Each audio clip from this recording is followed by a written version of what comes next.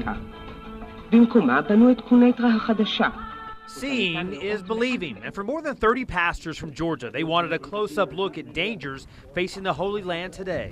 You want to talk about people putting on a bomb in order to take that bomb and blow up a bunch of people with it. We started our journey in northern Israel near a treacherous spot. The fence that you can see, that's the border between Israel and Lebanon. Never really understood until I saw it this week, the different challenges they face. We were able to see the guards on the Lebanon border.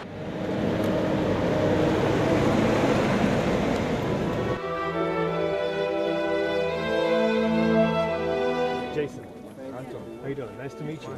Meeting soldiers with the Israeli Defense Forces, or IDF, young men who have the tough job of securing the border across from deadly terrorists. Here we see our enemies every single day.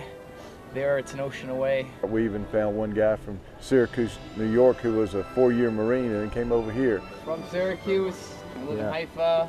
Eric Medrin, who is Jewish and serving 20 months with the IDF, showed the pastors how the guns here are similar to the U.S. military, but he says there are many more differences. He lives right near Gaza. He's used to rockets. That's like a normal thing in this country. Yeah. In Syracuse, you have snow days. In Beersheba, they had a rocket day, 2 days off from school because of rockets. When you see those borders and that those people are actually there, it's not like it's something you're seeing on the news. It becomes alive to you. Good, thank you. How many more years do you have to serve? 2 more. 2 more years. Hoping to bring them a morale boost, the pastors brought gifts from the U.S. and thousands of letters written in support of these soldiers in Israel. Dear brave Israeli soldiers. These are Americans who wrote letters to you. Dangerous job? Dangerous, yeah, really dangerous. I like it. I love this job. The Israeli soldiers are here patrolling all throughout the Jordan. Right out here you can see there's minefields because of those concerns and wanting to keep everybody here in Israel safe. And there's some very pressing existential threats that Israel is facing on a daily basis. And 80% of the army are reserves. The internationally renowned Israeli Colonel Ben Zion Gruber says it was a privilege to speak to these Christian pastors. Try to bring them the truth that the Israeli army is, making so much efforts to avoid collateral damage. Damage that can be massive, like the Holocaust that left millions of Jews tortured and dead nearly 75 years ago. This museum in Israel brought that to life. Amongst the 6 million Jewish people, what is often forgotten is that 1.5 million were children. And leaders with Christians United for Israel say the Jewish nation is surrounded by 22 Muslim nations that don't recognize Israel's right to exist, some wanting to get rid of them. That anti-Jewish hatred is at the same level as 1938.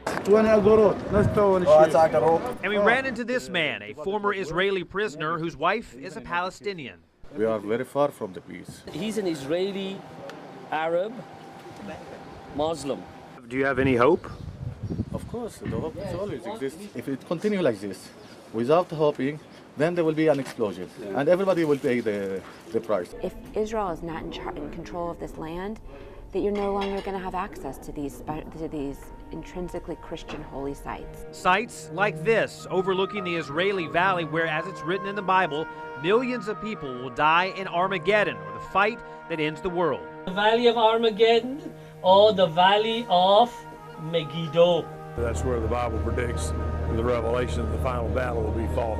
We are 1,200 meters above sea level. We went to the top of the Golan Heights, the highest point in Israel, overlooking the border with Syria, where a political and military analyst showed us how Israel is surrounded by enemies. 60% of the country is desert. I was struck by the land and the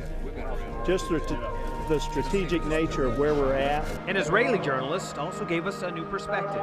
Israel pays a very heavy price for being a democracy. That I will never be the same again after this trip. The shop owner from Bethlehem hopes so, and he had a message for these pastors as they headed home to Georgia. To tell their people not to have any kind of fear, not to come to Israel.